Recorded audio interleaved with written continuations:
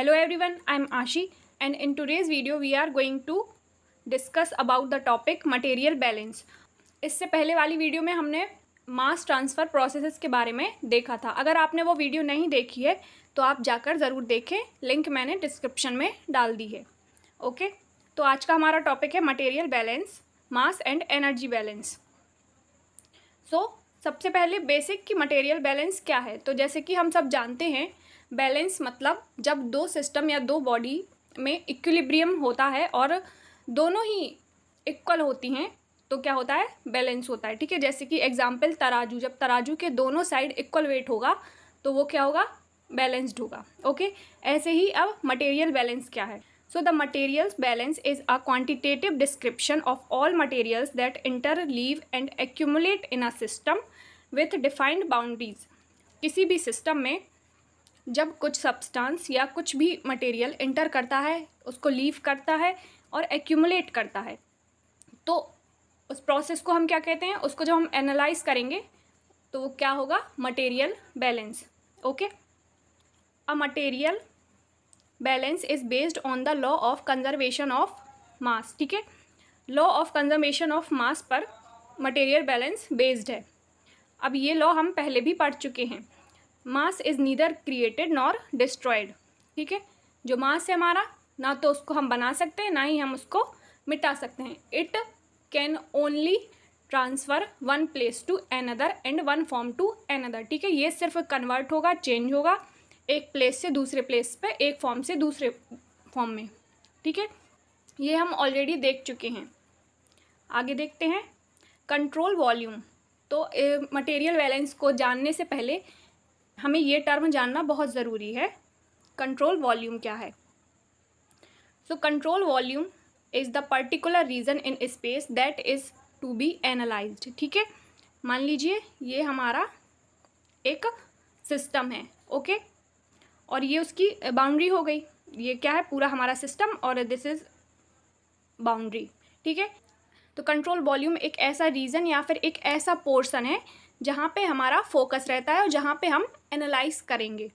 ठीक है, सो मान लीजिए ये एक रिवर है। ठीक है, और इस रिवर की हमें स्टडी करनी है, हमें एनालिसिस करना है, तो ये हमारा हो जाएगा कंट्रोल वॉल्यूम। ये रिवर हमारी कंट्रोल वॉल्यूम हो जाएगी और इसकी जो बाउंड्री होंगी वो हमारी कंट्रोल वॉल्यूम बाउंड्री हो जाएंगी। ठीक है, अब देखिए समझते हैं, ये हो गई हमारी रिवर, इसको क्या बोलेंगे हम, कंट्रोल वॉल्यूम। इसकी बाउंड्री को क्या बोलेंगे हम, कंट्रोल वॉल्यूम बाउंड्री। ठीक है, और इसमें जो भी सब्सटेंस अंदर एंटर करेगा वो क्या होगा, इनपुट, और जो लीव करेगा वो होगा आउटपुट। ठीक है, अब मान लीजिए कुछ मटेरियल या कुछ सब्सटेंस इस रिवर में एंटर करेगा, तो ऐसा होगा कि material staying back into the system. अगर कुछ उसमें रह जाता है तो वो क्या होगा, एक्यूमुलेशन। ओके, और कुछ उसमें न्यू फॉर्मेशन होंगी तो वो क्या होगा, जनरेशन। ठीक है, new material that is formed in a system, उसको क्या बोलेंगे हम, जनरेशन। ठीक है, और कुछ मटेरियल उसमें कंज्यूम हो जाएगा। ठीक है, उसी में डिके हो जाएगा या कंज्यूम हो जाएगा, तो उसको हम क्या बोलेंगे, कंजप्शन। ठीक है, तो यहाँ पे चार चीज़ें हो सकती हैं, जैसे कुछ सिस्टम में या कंट्रोल वॉल्यूम में इंटर हुआ सब्सटेंस। ठीक है, वो क्या हुआ, इनपुट। ठीक है, अब वैसा अगर बिना कुछ चेंज हुए वो मटेरियल हमें बाहर मिल रहा है एज अ प्रोडक्ट, वो क्या होगा, आउटपुट।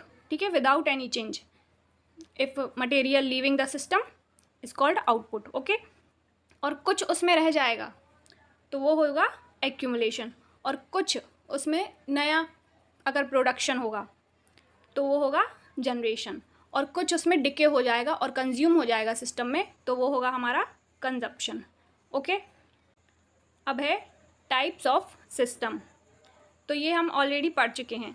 हमारे पास 3 टाइप के सिस्टम्स हैं, कौन कौन से, ओपन सिस्टम, क्लोज सिस्टम और आइसोलेटेड सिस्टम। ओपन सिस्टम क्या था, जिसमें मास एनर्जी ट्रांसफ़र हो सकती है सिस्टम और सराउंडिंग्स में। ठीक है, क्लोज सिस्टम था जिसमें ट्रांसफ़र नहीं होगी। ठीक है, कुछ मटेरियल उसमें ट्रांसफ़र नहीं होगा। और आइसोलेटेड सिस्टम था जिसमें कि no input output of material and mass energy to the system. Isolated में जैसा जो कुछ था वो वैसे ही रहेगा, ना आएगा बाहर ना जाएगा, ठीक है। ओपन सिस्टम में ट्रांसफ़र होगा, क्लोज सिस्टम में नहीं होगा, आइसोलेटेड सिस्टम में जैसा था वैसा ही रहेगा, ठीक है। अब हमारे पास कुछ प्रोसेसेस हैं, क्या क्या हैं? There are 3 chemical process. कौन कौन सी?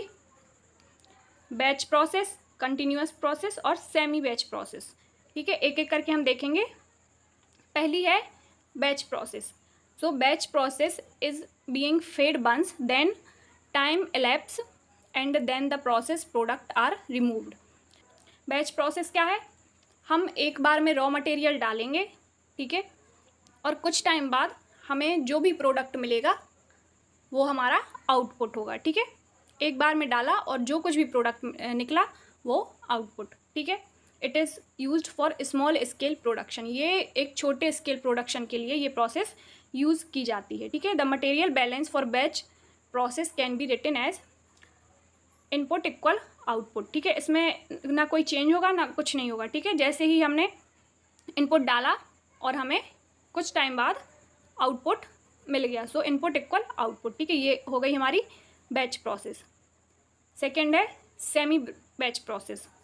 सो semi batch process, all quantity of one reactant is initially put in a reactor and then other reactant are fed continuously, ठीक है। सेमी बैच प्रोसेस में क्या होगा? कंटिन्यू रिएक्टेंट को हम फेड करेंगे, ठीक है।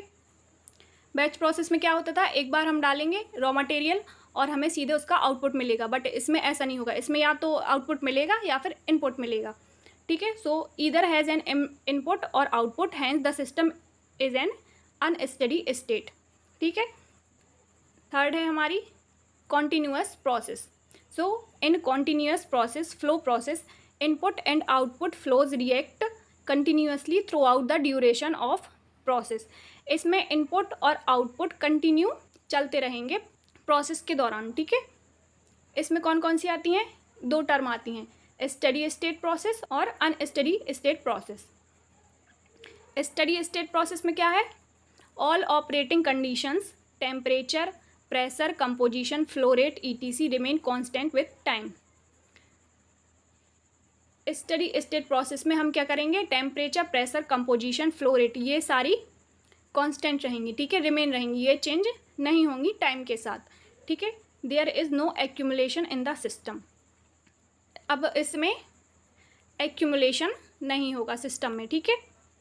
एक्यूमुलेशन नहीं होगा तो जैसा इनपुट डालेंगे वैसा हमें पूरा का पूरा आउटपुट मिल जाएगा, तो हैंस इनपुट इक्वल आउटपुट हो जाएगा, ठीक है, क्योंकि यहाँ पे एक्यूमुलेशन नहीं होगा, कुछ भी रह नहीं जाएगा सिस्टम में, ठीक है। सेकेंड है अनस्टेडी स्टेट प्रोसेस। इसमें क्या होगा? Not all the operating conditions remain constant with time. इसमें टाइम, प्रेशर, कंपोजिशन और फ्लो रेट टाइम के साथ साथ चेंज होती रहेंगी, ठीक है।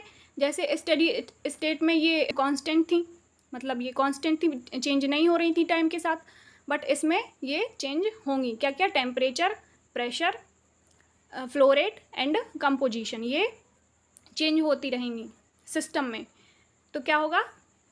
Flow in and out of the system can very with time, ठीक है। जब ये चेंज होंगी तो टाइम के साथ जो इसमें सिस्टम में इनपुट और आउटपुट है वो भी बदलेगा, ठीक है।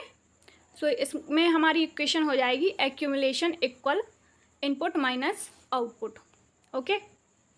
So thank you so much for listening so peacefully. Have a nice day.